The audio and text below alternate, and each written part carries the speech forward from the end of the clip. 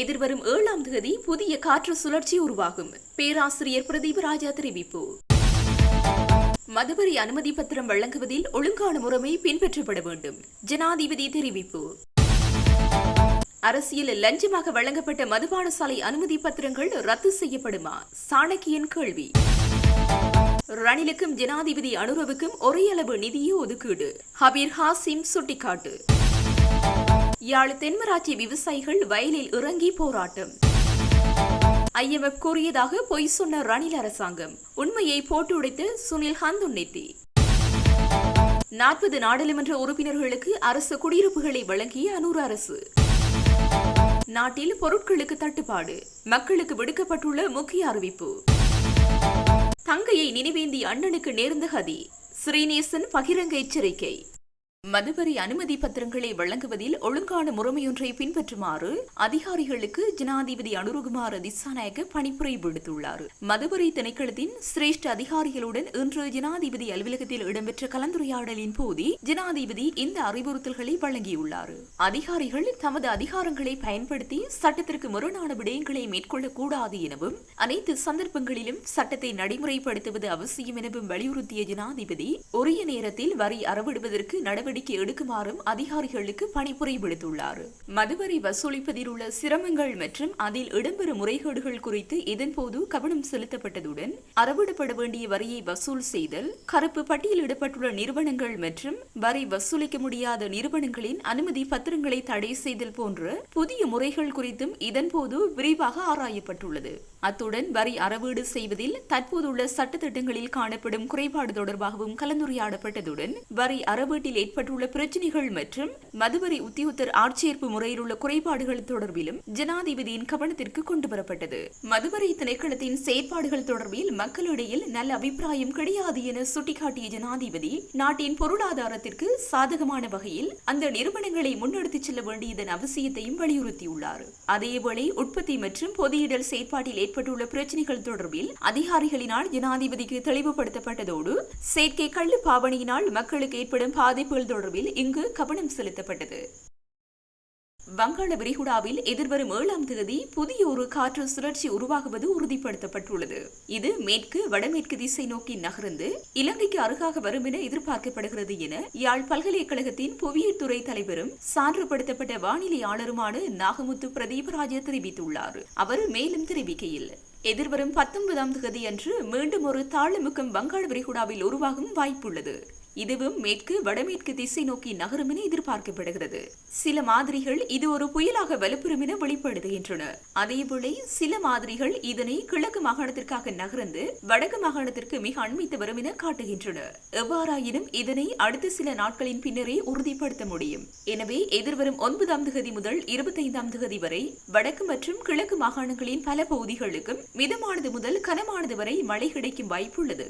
குறிப்பாக எதிர்வரும் 11ஆம் தேதி முதல் 15ஆம் தேதி வரையும் பின்னர் 21ஆம் தேதி முதல் 25ஆம் தேதி வரையும் சில பகுதிகளில் மிக கனமழைக்கு வாய்ப்புள்ளது. அதேவேளை எதிர்வரும் 9ஆம் தேதி வரை வடக்கு மற்றும் கிழக்கு மாகாணங்களின் சில பகுதிகளுக்கு இடையிடையே மிதமான மழைக்கு வாய்ப்புள்ளது. வடக்கு மற்றும் கிழக்கு மாகாணங்களின் மீனவர்கள் எதிர்வரும் 9ஆம் தேதி முதல் மறு அறிவித்தல் வரை கடற்பகுதிகளுக்கு செல்வதை தவிர்ப்பது சிறந்தது என குறிப்பிட்டுள்ளார். தொண்டமனாறு தடுப்பணையை திறந்துவிட்டு தமது நெற்பயிர்களை அழிவிலிருந்து காப்பாற்ற கோரி தென்மராட்சி பிரதேச செயலக பிரிவுக்குட்பட்ட வரணி நாவட்காடு கிராம விவசாயிகள் வயலில் இறங்கி போராட்டம் நடாத்தியுள்ளனர். குறித்த போராட்டம் இன்றைய தினம் இடம்பெற்றுள்ளது. தொண்டமனாறு தடுப்பணையை மூடி வைத்திருப்பதால் தென்மராட்சி வரணி பிரதேச வயல்களில் தேங்கி நிற்கும் மேலதிக நீர் வடிந்து செல்ல முடியாத நிலை உள்ளது. இதனால் வயல் நிலங்களில் தேங்கி பயிரை அழிவடைய செய்வதால் விரக்தியடைந்த விவசாயிகள் மேற்படி போராட்டத்தை முன்னெடுத்திருந்தனர். 2024 ஜனவரி முதல் ஏப்ரல் வரை ஜனாதிபதியின் செலவிற்காக வரவு செலவு திட்டத்தில் ரணில் ஒதுக்கிய அதே தொகையை ஜனாதிபதி அனுரகுமார திசாநாயக்கவும் 2025 ஜனவரி முதல் ஏப்ரல் வரை ஒதுக்கியுள்ளதாக கேகாலை மாவட்ட சபை உறுப்பினர் ஹபீர் ஹாசிம் தெரிவித்துள்ளார். நாடாளுமன்றத்தில் அரசாங்கத்தின் இடைக்கால வரவு செலவு திட்டம் தொடர்பான விவாதத்தில் கலந்து கொண்டு உரையாற்றும் போதே அவர் இதனை குறிப்பிட்டுள்ளார். அதன்போது அவர் கூறியதாவது: ரணிலுக்கு அதிகப்படியான சலுகைகள் இருப்பதாக அவர்கள் தொடர்ந்து குற்றம் சாட்டி வந்தனர். ஆனால் இடைக்கால வரவு செலவு திட்டத்தில் எந்த ஒரு மாற்றமும் இல்லை. முன்னாள் ஜனாதிபதி ரணில் விக்ரம்சிங்கே 2024 ஜனவரி முதல் ஏப்ரல் வரை 1.4 டிரில்லியன் ரூபாய் வரவு செலவு திட்டத்தில் இருந்து செலவிட்டுள்ளார். தற்போது 2025ஆம் ஆண்டு ஜனவரி முதல் ஏப்ரல் வரை ஜனாதிபதி அனுருகுமார திஸ்ஸநாயக்கவிற்கு 1.4 டிரில்லியன் ரூபாய் ஒதுக்கப்பட்டுள்ளது. இந்த தொகையில் எந்த மாற்றமும் இல்லை. அப்படியென்றால் அதில் என்ன மாற்றம் இருக்கிறது என்றார். சர்வதேச நாணய நிதியத்தின் உடன்படிக்கை தடையின்றி நடைமுறைப்படுத்தப்படும் என ஜனாதிபதி தனது உரையில் தெரிவித்தார். அது நல்லது. IMF ஒப்பந்தத்தின் கட்டமைப்பை நாங்கள் ஏற்றுக்கொண்டாலும் அதன் உள்ளடக்கங்களில் சிலவற்றை மாற்றுவோம் என்று கூறியிருந்தோம் என்றார். கடந்த அரசாங்கத்தில் அரசியல் லஞ்சமாக வழங்கப்பட்ட 361 மதுபானசாலை அனுமதிகளின் உரிமையாளர்கள் சிபாரிசு செய்தவர்கள் தொடர்பில் விசாரணைகள் நடத்தப்படுமா, வழங்கப்பட்ட அனுமதி பத்திரங்கள் ரத்து செய்யப்படுமா என இலங்கை தமிழரசு கட்சியின் பாராளுமன்ற உறுப்பினர் ராசாணக்கியன் அரசாங்கத்திடம் கேள்வி எழுப்பினார். இன்றைய தினம் நாடாளுமன்றத்தில் நடைபெற்ற அமர்வின் போது ஒழுங்கு பிரச்சினை முன்வைத்து மேற்கண்டவாறு கேள்வி எழுப்பினார். அவர் மேலும் உரையாற்றியதாவது: கடந்த அரசாங்கத்தால் அரசியல் லஞ்சமாக மதுபான சாலைகளுக்கான அனுமதிகளை பெற்றவர்களின் விவரங்களை அரசாங்கம் சபையில் சமர்ப்பித்தமை பாராட்டுக்குரியது. அதேவேளை இந்த மதுபான சாலைகளின் உரிமையாளர்கள் இவற்றுக்கான அனுமதிகளுக்கு சிபாரிசு செய்தவர்கள் தொடர்பில் அரசு விசாரணை நடத்துமா? அத்துடன் அரசியல் லஞ்சமாக வழங்கப்பட்ட இந்த மதுபான சாலைகளுக்கான அனுமதிகளை அரசாங்கம் ரத்து செய்யுமா? இந்த 361 மதுபான சாலைகளுக்கான அனுமதிகள் தொடர்பில் பொதுமக்கள் எம்மிடம் இவ்விடயம் குறித்து வினவுகிறார்கள். ஆகவே அரசாங்கம் அடுத்த கட்ட நடவடிக்கை குறித்து விளக்கமளிக்க வேண்டும் என சபை முதல்வரும் அமைச்சருமான விமல் ரத்நாயக்கவிடம் கோரினார். எனினும் அரசு தரப்பிலிருந்து எவரும் பதிலளிக்கவில்லை. யுத்தத்தில் உயிர்நீத்த தனது தங்கையை நினைவேந்தி அண்ணன் ஒருவரை குற்றப்புலனாய்வு திணைக்களத்தினர் விசாரணைக்காக 4ஆம் மாடிக்கு அழைத்துள்ளனர் என்று மட்டக்களப்பு மாவட்ட நாடாளுமன்ற உறுப்பினர் ஸ்ரீநேசன் தெரிவித்துள்ளார். நாடாளுமன்றத்தில் இடம்பெற்ற அமர்வின் போதே அவர் மேற்கண்டவாறு குறிப்பிட்டுள்ளார். தொடர்ந்தும் தெரிவிக்கையில், ஒரு வித்தியாசமான ஜனாதிபதி, எளிமையாக நடந்து கொள்ளக்கூடியவர், தன்னுடைய வெற்றியை ஆடம்பரமாக கொள்ளாதவர், கொண்டாட்டங்கள் மூலமாக திண்டாட்டங்களை மக்களுக்கு விளைவிக்காத ஒரு ஜனாதிபதி இன்று ஆட்சி பீடத்தில் ஏறி இருக்கின்றார். மிகவும் எளிமையாக மிகவும் அர்ப்பணிப்போடு செயல்படுகின்றவர் போன்று அவருடைய செயற்பாடுகள் காணப்படுகின்றது. எனவே இந்த செயல்பாடு என்பது உண்மையில் மக்களுக்கு கிடைக்க வேண்டும். சுருக்கமாக சொல்லப்போனால் அவருடைய கொள்கை பிரகடன உரையை நான் முழுமையாக வாசித்து பார்த்தேன். அந்த இடத்தில் அவ்வளவு விடயங்களையும் என்னால் விளக்கமாக கூற முடியாது. இருந்தாலும் அவர் குறிப்பிட்ட சில விடயங்கள்: இனி அரசியலில் இனவாதம் மதவாதம் இருக்காது, அடிப்படைவாதம் இருக்காது, அடிப்படைவாதத்தை பயன்படுத்துகின்றவர்களுக்கு இங்கு அனுமதி அளிக்கப்படாது என்ற கருத்தினை குறிப்பிட்டிருந்தார். அதே போன்று எங்களுடைய சுகாதார அமைச்சராக இருக்கின்ற அமைச்சரவை பேச்சாளர் டாக்டர் நலிந்த அவர்களும் கூட இந்த விடயத்தை குறிப்பிட்டிருந்தார். இனவாதம் மதவாதத்திற்கு இனி இடமில்லை என்று கூறியிருக்கின்றார். வரவேற்கின்றோம், பாராட்டுகின்றோம். அதே போன்று இன்னும் ஒரு விடயத்தை சுட்டிக்காட்ட வேண்டும். அதாவது சட்டவாட்சியை பலப்படுத்த வேண்டும் என்று கூறியிருக்கின்றார். ஆகவே சட்டவாட்சி இங்கு பலவீனமாக இருக்கின்றது என்பதை அவர் உணர்ந்திருக்கின்றார். இந்த சட்டவாட்சி பலவீனமாக இருந்த காரணத்தால் பல குற்றச் செயல்கள் இங்கு நடைபெற்றிருக்கின்றது. ஈஸ்டர் குண்டு தாக்குதல் கூட அந்த சட்டவாட்சியின் பலவீனத்தில் ஒன்றாகத்தான் கருத முடியும். அதே போன்று கடந்த காலத்தை எடுத்துக்கொண்டால், அதாவது மஹிந்த ராஜபக்ச அவர்கள் ஆட்சி செய்த 2005ற்கும் 2015ற்கும் இடைப்பட்ட காலத்தை எடுத்து பார்க்கின்ற போது அங்கு நடைபெற்ற படுகொலைகளை பற்றி நான் சொல்லுவதாக இருந்தால் இன்று நாள் போதாது. அதாவது 40ற்கும் மேற்பட்ட ஊடகவியலாளர்கள் படுகொலை செய்யப்பட்டிருந்தார்கள். அது மாத்திரமல்லாமல் எமது தமிழ் தேசிய கூட்டமைப்பை அழிப்பதற்காக எமது சிரேஷ்ட தலைவர் ஜோசப் பர்ராசிங்கம் ஐயா அவர்கள் படுகொலை செய்யப்பட்டிருந்தார். அது மட்டுமல்ல, மாமனிதன் என்று பாராட்டக்கூடிய ரவிராஜ் அவர்கள் கொழும்பில் படுகொலை செய்யப்பட்டிருந்தார். அது மட்டுமல்ல, அம்பாறை மாவட்டத்தின் முன்னாள் பாராளுமன்ற உறுப்பினராக இருந்த, தற்போது எனக்கு அண்மையில் அமர்ந்திருக்கின்ற கோடீஸ்வரன் அவர்களின் பெரியப்பா என்று சொல்லப்படுகின்ற முன்னாள் பாராளுமன்ற உறுப்பினர் சந்திரநேரு அவர்கள் படுகொலை செய்யப்பட்டிருந்தார். அது மட்டுமல்லாமல் வன்னியில் சிவநேசன் அவர்கள் படுகொலை செய்யப்பட்டிருந்தார். அது மட்டுமல்ல, இலங்கையில் போற்றக்கூடிய ஒரு கல்வியாளராக இருந்த பேராசிரியர் ரவீந்திரநாத் அவர்கள், கிழக்கு பல்கலைக்கழகத்தின் உபவேந்தராக இருந்தவர், அவரும் கடத்தி செல்லப்பட்டு படுகொலை செய்யப்பட்டிருந்தார். அது மட்டுமல்ல, ஒரு ஆய்வு ரீதியாக ஊடக விடயங்களை தரக்கூடிய சிவராம் படுகொலை செய்யப்பட்டிருந்தார். நடேசன் படுகொலை செய்யப்பட்டிருந்தார். ஒரு சிரேஷ்ட விரிவுரையாளர் தம்பையா அவர்கள், பொருளாதார ஒரு விரிவுரையாளர் தம்பையா அவர்கள் படுகொலை செய்யப்பட்டிருந்தார். இவ்வாறு எக்னலிகோட அவர்கள், லசந்த விக்ரமதுங்க அவர்கள் எல்லோரும் படுகொலை செய்யப்பட்டிருந்தார்கள். சட்டம் சட்டவாட்சி என்பன பலவீனமாக இருந்ததன் காரணமாக இவை அனைத்தும் நடைபெற்றன.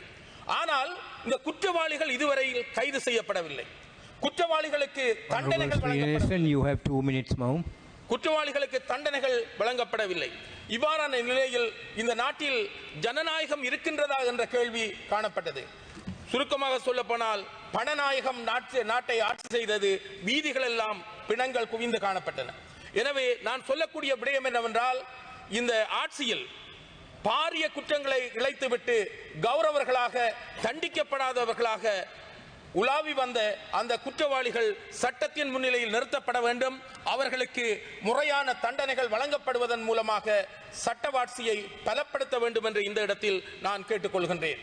அதேவேளை இந்த குற்றங்கள் புரிந்தவர்கள் ஒரு காலத்தில் இந்த பாராளுமன்றத்தை கூட அலங்கரித்துக் கொண்டு சென்றதை எங்களால் அவதானிக்கக்கூடியதாக இருந்தது. எனவே இந்த ஈஸ்டர் குண்டு தாக்குதல் என்பது அப்பாவி மக்களை படுகொலை செய்த அந்த செயல்பாடாக அமைந்திருப்பதை நாங்கள் அறிவோம். அது சம்பந்தமாக ஆசாத் மௌலானா என்று சொல்லப்படுகின்ற ஒருவர் மிகவும் விவரமாக பல சாட்சியங்களை கூறியிருக்கின்றார். அந்த சாட்சியங்கள் கருத்தில் கொள்ளப்பட வேண்டும். அது சரியாக ஆராயப்படுமாக இருந்தால் இந்த கொலை குற்றவாளிகள் அல்லது குண்டு தாக்குதலுக்குரிய சூத்திரதாரிகள் யார் என்பதை நாங்கள் கண்டுகொள்ள முடியும். எனவே அந்த விடயங்களை கண்டறிந்து சட்டத்தின் முன்னிலையில் அவர்களுக்கு நடவடிக்கை எடுக்க வேண்டும். சட்டவாட்சி என்று நாங்கள் சொல்லுகின்றோம். இன்னொரு விடயத்தை சொல்லுகின்றேன். மயிலத்தமடு, மாதவனை போன்ற பிரதேசங்களில் அத்துமீறிய குடியேற்றம் அங்கு காணப்படுகின்றது. மாவட்டம் கடந்து அவர்கள் குடியேறி இருக்கின்றார்கள். ஆனால் அந்த விடயம் சம்பந்தமாக நீதிமன்றம் 3 தடவை தீர்ப்பளித்திருக்கின்றது. அத்துமீறி குடியேறிய அந்த குடியேறிகளை அல்லது அந்த காணிகளை அபகரித்து பண்ணையாளர்களை நடுத்தருவில் விட்டவர்களை, அன்று அவர்களுடைய வாழ்வாதாரத்தை அளித்தவர்களை வெளியேற்றுமாறு 3 தடவை நீதிமன்றம் தீர்ப்பளித்திருக்கின்றது. அத்துமீறிய குடியேற்றவாசிகளை அகற்ற வேண்டும் என்று. ஆனால் கடந்த ஆட்சியாளர்கள் கிஞ்சித்தும் கூட அந்த விடயத்தில் நடவடிக்கை எடுக்கவில்லை. ஆகவே மயிலத்தமடு, மாதவனையில் காணப்படுகின்ற இந்த செயற்பாடுகள் உண்மையில் அகற்றப்பட வேண்டும் என்ற கருத்தினை கூறிக்கொள்ள விரும்புகின்றேன். அதேவேளை ஜனாதிபதி அவர்கள் முற்போக்கான பல விடயங்களை பற்றி கூறிக்கொண்டிருந்தார். ஜனாதிபதி அவர்கள் பல விடயங்களை பற்றி கூறியிருந்தார். ஆனால் தேசிய இனப்பிரச்சினை சம்பந்தமாகவோ அவற்றின் தீர்வு சம்பந்தமாகவோ கூறாமை, இந்த மத விவகாரம் என்கின்ற விடயத்திற்கு ஒரு பொதுவான அமைச்சை ஏற்படுத்தி சகல மதங்களையும் சமத்துவமாக அவதானிக்கக்கூடிய ஒரு அமைச்சை ஏற்படுத்தாமல் எங்களுக்கு ஏமாற்றத்தை தந்ததாக அமைந்திருக்கின்றது. அதேவேளை இன்னும் ஒரு விடயத்தை சுட்டிக்காட்ட வேண்டும். அண்மையில் உங்களுக்கு தெரிய வேண்டும், இறந்தவர்களை, மறைந்தவர்களை, மரணித்தவர்களை நினைவு கூறக்கூடிய உரிமை இருக்கின்றது என்று ஜனாதிபதி குறிப்பிட்டிருந்தார். அதனை வரவேற்கின்றோம். ஆனால் அவ்வாறு நினைவு கூர்ந்தவர், தனது தங்கை போராட்டத்தின் போது தனது உயிரை இழந்திருந்தார். அந்த தங்கையை நினைவு கூர்ந்ததற்காக கொக்கட்டிச்சோலையைச் சேர்ந்த நாராயணன் என்பவரை அவர்கள் குற்றப்புலனாய்வு, பயங்கரவாத தடுப்பு குற்றப்புலனாய்வு அதிகாரிகள் 4ஆம் மாடிக்கு அழைத்திருக்கின்றார்கள். எனவே ஒன்று சொல்ல விரும்புகின்றேன். அதாவது அரசாங்கம் சில வேளைகளில் நல்லதை செய்ய நினைத்தாலும் சில அதிகாரிகள் இந்த அரசாங்கத்திற்கு மாசு ஏற்படுத்தக்கூடிய விதத்தில் அல்லது கரி பூசக்கூடிய விதத்தில் சில செயற்பாடுகளை செய்கின்றார்களோ என்ற சந்தேகம் இருக்கின்றது. எனவே அப்பாவி மக்களை அச்சுறுத்துகின்ற செயற்பாடுகளை முடிவுக்கு கொண்டு வர வேண்டும். IMF கூறியதால் வேறு வழியின்றி தொழிற்சாலைகளை விற்பனை செய்கின்றோம் என்று முன்னைய அரசாங்கம் பொய் கூறியதாக அமைச்சர் சுனில் ஹந்துனித்தி நாடாளுமன்றத்தில் தெரிவித்துள்ளார். இதுகுறித்து அவர் தெரிவிக்கையில், எனது அமைச்சர் உள்ள நிறுவனங்களை எடுத்து பார்த்தால் புல்மோட்டை கனிய மண் நிறுவனம் இருக்கிறது. அங்கு 80,000 மெட்ரிக் டன் இல்மினேட் இருக்கிறது. அதனை விற்பனை செய்ய முடியாத நிலைமை காணப்படுகிறது. கொடுக்கல் வாங்கல் செய்த வர்த்தகர் ஒருவர் இப்பொழுது அரசாங்கத்திற்கு எதிராக வழக்கு தாக்கல் செய்திருக்கிறார். 2-3 பேர் சேர்ந்து இந்த ஒப்பந்தத்தை செய்துவிட்டு அரசு நிறுவனங்களுக்கு எதிராக இப்போது வழக்கு தாக்கல் செய்யப்பட்டிருக்கிறது. தற்பொழுது இடைக்கால தடை உத்தரவு பிறப்பிக்கப்பட்டிருக்கிறது. பரந்தன் ரசாயன தொழிற்சாலை இருக்கிறது. அதன் அலுவலகம் ரத்மலானையில் இருக்கிறது. அதனை பரந்தனுக்கு ஏற்றவாறு நாம் உருவாக்க வேண்டும். இவ்வாறு ஒரு சில உதாரணங்களையே நான் கூறியுள்ளேன். வெளிநாடுகளிலிருந்து எவ்வளவு ரசாயனங்களை நாம் கொண்டு வருகிறோம், எவ்வளவு உரத்தை கொண்டு வருகிறோம், பொசுபேற்று, யூரியா போன்றவற்றை நாம் உற்பத்தி செய்ய முடியும். ஆனால் இன்னும் நாம் அதற்கான முயற்சிகளை செய்யவில்லை. அமைச்சரவை பத்திரங்களை கொண்டு வந்து சரியான வெளிப்படைத்தன்மை கொண்ட கேள்வி பத்திரங்களை கொண்டு இந்த நிறுவனங்களுக்கு புத்துயிர் வழங்க நாங்கள் முயற்சி செய்வோம். இதன் மூலம் எமக்கு சரியான முறையில் உரத்தை உற்பத்தி செய்ய முடியும். எனது அமைச்சின் கீழ் தொழில்நுட்ப அபிவிருத்தி நிறுவனம் இருக்கிறது. அதன் கீழ் 50 தொழிற்போட்டிகள் காணப்படுகின்றன. ஓர் அமைச்சர் தனது பிரதேசத்தைச் சேர்ந்த ஒருவருக்கு அந்த நிறுவனத்தை பெற்றுக் கொடுப்பார். அந்த அமைச்சரின் நண்பர் என்ற வகையில் அவர்கள் தாங்கள் இணைத்தபடி உணவை உற்பத்தி செய்வார்கள் அல்லது தளபாடங்களை உற்பத்தி செய்வார்கள். சீனி கைத்தொழிற்சாலையை எடுத்து பார்த்தால் ஆசியாவுக்கே சீனியை விற்பனை செய்யக்கூடிய ஒரு தொழிற்சாலையை நாம் வைத்திருந்தோம். ஆனால் உங்கள் நண்பர்கள்தான் இதை நடத்தி சென்றார்கள். தாங்கள் உற்பத்தி செய்யும் சீனியை கொண்டு செல்லாமல் அதனை தேக்கி வைத்துக் கொண்டிருக்கிறார்கள். செவனகள களஞ்சியத்தில் அந்த சீனியை வைத்துக் கொண்டிருக்கிறார்கள். கொஞ்சம் கொஞ்சமாகத்தான் அவர்கள் வெளியில் விடுகிறார்கள். மிகவும் மோசடியான நிறுவனங்களாக இருக்கின்றன. சீமந்து கைத்தொழிற்சாலைகளும் இவ்வாறுதான் காணப்படுகின்றன. இலங்கைக்கு இறக்குமதி செய்பவர்கள்தான் கைத்தொழிற்சாலையை நடத்துகிறார்கள். அப்போது இருந்த தலைவர்கள் காங்கேசந்துறையில் சீமந்து தொழிற்சாலையை உருவாக்கினார்கள். இலங்கைக்கு மாத்திரமல்ல வெளிநாடுகளுக்கும் ஏற்றுமதி செய்யக்கூடிய வகையில்தான் காங்கேசந்துறையில் சீமந்து கைத்தொழிற்சாலையை உருவாக்கினார்கள். 32 மெகாவாட்ஸ் மின்சார நிலையம் ஒன்றும் இருக்கிறது. அவ்வாறுதான் அதனை உருவாக்கினார்கள். ஆனால் அவற்றை விற்பனை செய்வதற்கு நீங்கள் திட்டமிட்டீர்கள். அதற்கு சர்வதேச நாணய நிதியத்தை இணைத்துக் கொண்டீர்கள். சர்வதேச நாணய நிதியம் சொல்வதால் வேறு வழியில்லாமல் அவற்றை வேறு திட்டங்களுக்கு கொடுக்கின்றோம் என்று கூறினீர்கள். ஆனால் அவர்களை நாங்கள் கேட்டால் அவர்கள் நாங்கள் விற்க சொல்ல மாட்டோம், உங்களது அரசாங்கம் தான் அதனை விற்பதற்கு முன்மொழிகிறது என்று ஐஎம்எஃப் சேர்ந்தவர்கள் எங்களிடம் கூறுகிறார்கள். அதனை வருமானம் பெறும் வழியில் நடத்தி செல்லுமாறுதான் நாங்கள் கூறுகிறோம். ஆனால் விற்பனை செய்ய முன்மொழிந்தது நீங்கள் என்று அந்த அதிகாரிகள் எங்களிடம் கூறினார்கள் என்று தெரிவித்தார்.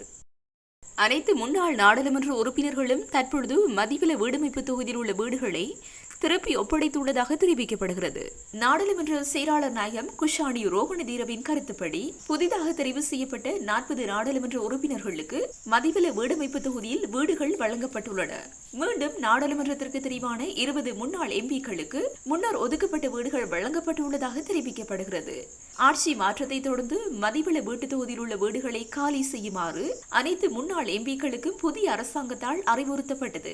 அந்த நேரத்தில் பல முன்னாள் எம்பிக்கள் தங்கள் வீடுகளை திருப்பித் தர தவறியதாகவும் சிலர் நாட்டை விட்டு வெளியேறியதாகவும் தெரிவிக்கப்பட்டது. மதிவெல வீடமைப்பு தொகுதியில் உள்ள உத்தியபூர்வ இல்லங்களை புதிய நாடாளுமன்ற உறுப்பினர்களிடம் கையளிக்கும் நடவடிக்கை கடந்த டிசம்பர் 3ஆம் தேதி ஆரம்பமானமே குறிப்பிடத்தக்கது.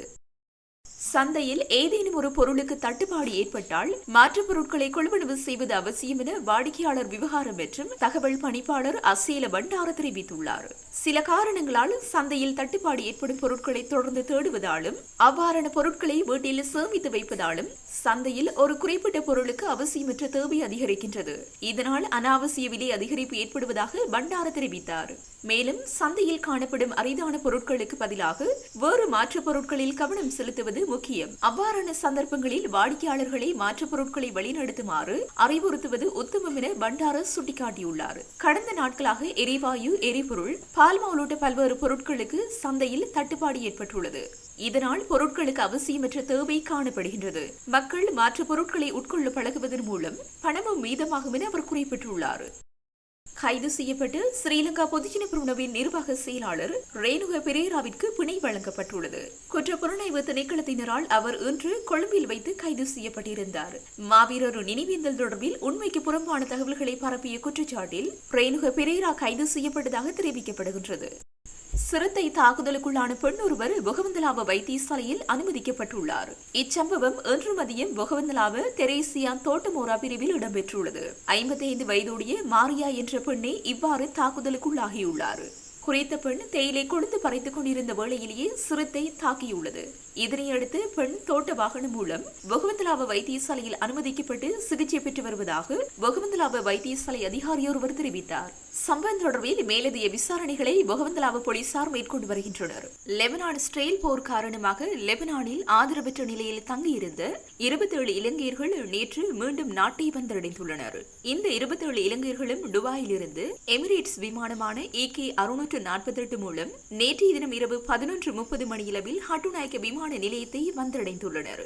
இவர்களில் 5 பிள்ளைகளும் 3 பெண்களும் 19 ஆண்களும் காணப்படுகின்றனர். அதன்படி இதுவரை லெபனானில் ஆதரவற்ற நிலையில் தங்கியிருந்த சுமார் 53 இலங்கையர்கள் நாடு திரும்பியுள்ளனர். லெபனானில் உள்ள இலங்கை தூதரகம் மற்றும் இலங்கை வெளிவிவகார அமைச்சு ஆகியன இணைந்து இந்த இலங்கையர்களை மீண்டும் நாட்டுக்கு அனுப்பி வைக்க நடவடிக்கை எடுத்துள்ளமை குறிப்பிடத்தக்கது. தெமோதுரை ரயில் நிலையத்திற்கு அருகில் உள்ள ரயில் சுரங்கத்திற்குள் இருந்து இன்று காலை இளைஞர் ஒருவர் சடலமாக மீட்கப்பட்டுள்ளார். தெமோதுரை பகுதியைச் சேர்ந்த 36 வயதுடைய ராமகிருஷ்ணன் கிருஷ்ணகுமார் என்ற இளைஞனை உயிரிழந்துள்ளார்.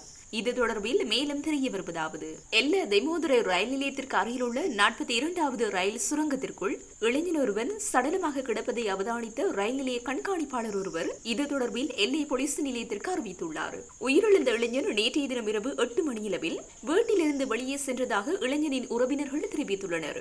இந்த இளைஞன் நேற்றிரவு கொழும்பிலிருந்து பதுளை நோக்கி பயணித்த ரயிலில் மோதி உயிரிழந்திருக்கலாம் என போலீசார் சந்தேகிக்கின்றனர். உயிரிழந்த இளைஞன் எதற்காக தெமோதுரை ரயில் நிலையத்திற்கு அருகாமையில் உள்ள சுரங்கத்திற்கு வந்தார் என்பதை பற்றிய விசாரணைகளை எல்ல போலீசார் மேற்கொண்டு வருகின்றனர்.